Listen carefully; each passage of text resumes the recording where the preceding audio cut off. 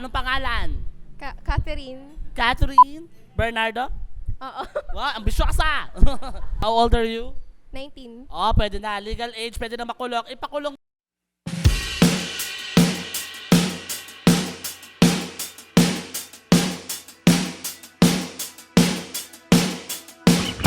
Naku, Mare. Oh, ano na, Mare? Mahilig tayo sa mga Mexican telenovela. Ikaw gusto mo yan, di ba? Paborito mo si Talia. Si Marimar. Oh, speaking of Marimar, sa Bataan, Ano? meron ang kauna-unahang Mexican food na restaurant na offer nila dito ang Mexican food. Meron! Siguro na natin, eto na ang Chilean Grill! Go! Natrapit tayo na ba? Sandali. Teka lang po. Kakaloka kayo. Yan, ito ang first ever Filipino-Mexican food na ino-offer po ng restaurant na ito. Ilang branches po meron to? So, nag-isip kami ng kakaiba. So, we came up with Mexican. So, Mauna po kayong sa mga ano to? Evolution? Lalaki natin, ate. So, more on Mexican. combination ng Filipino and Mexican. Ano yung mabili sa Mexican? Mexican, we have like in the poster, steak burritos, quesadillas, skewers, and tacos. Ito yung maraming tanong. Sweet, syempre, saan na tayo nalibot-libot na kainan? May wifi ba rito? Ay, opo naman, mabilis no home. Anong password? Meron din sila din putok-batok. Para po sa may mga high blood. Pinaka delikado, yan yung pinakamasarap eh. Pero may libre kayong BP after kumain. Mga kakulay, ladies and gentlemen, let us all welcome the very famous beauty queen din ito sa BPSU. Walang iba ngayon ay Mrs. Santo Domingo na ang walang kupa, si Koteng! Palakpakan! Para ng fans club ni Kote, wala kayong magagawa kung pabebe kami. Oo, wala kami nagawa.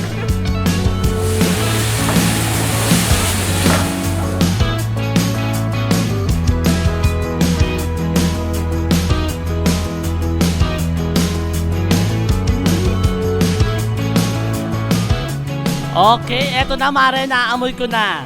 Hola, amoy Mexicana. Social, eto na ang unang handog. Mayaman ng burrito. Sa rice. Patikimin natin.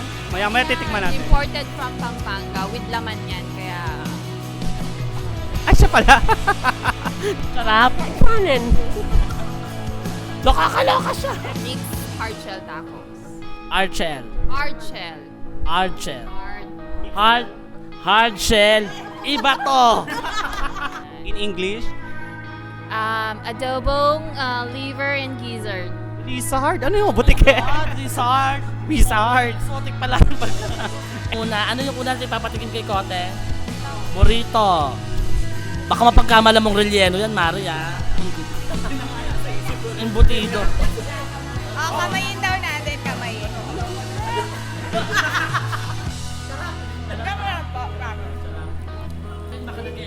Magtira ka.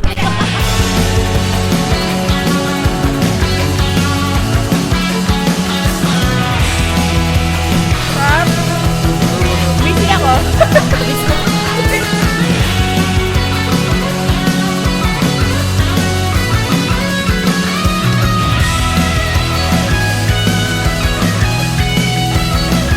Ano siya eh? Ano? Basang baka? Hindi, masarap, may konting anghang sa dulo. May aftertaste. Charap? Charap? Rap? Adobo to, pero sa system nilagay. Okay. System plate.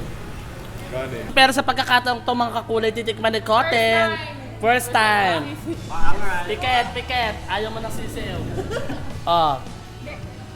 Kita mo na? Sanay na sanay yan doon sa may harap ng plaza ng Orani. Kita mo na?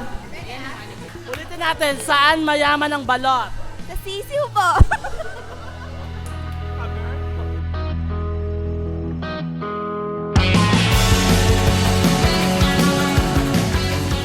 Sarap.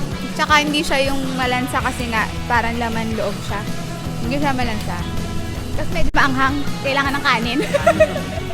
Pakita mo. Yan. Busy ako. Nakakalok. Sarap. There's a little bit spicy over there.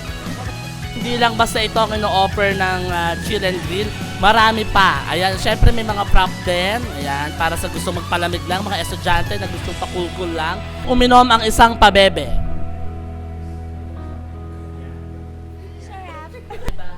Ang sarap-sarap.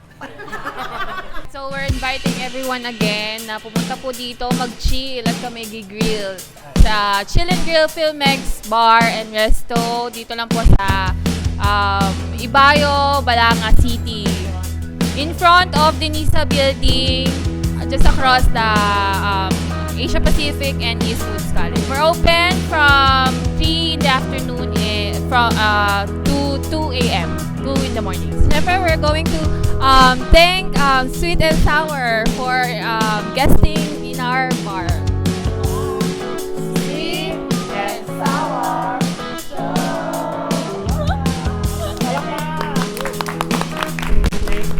Wala kayong pakialam kung pabebe kami. Okay lang ba sa husband mo na pabebe ka? Hindi mo naman ako pabebe talaga. Ano, pag nasa camera. Bakit pala kayo? Bakit? Sarah G, Mark Bautista. Na? Napapanot na. O kami rin marilagan kami. Sino ka? Jollibee, Hetty. Ang sarap kasi yung ambience sa yung mga tao. Kinakain mo yung mga tao, masarap? Ano ba yan? Please like our page, Chill and Grill Filmex Bar Resto on Color of Bataan.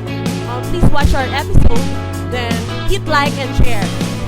We're giving away 5 buckets to 5 lucky winners who will share like the episode.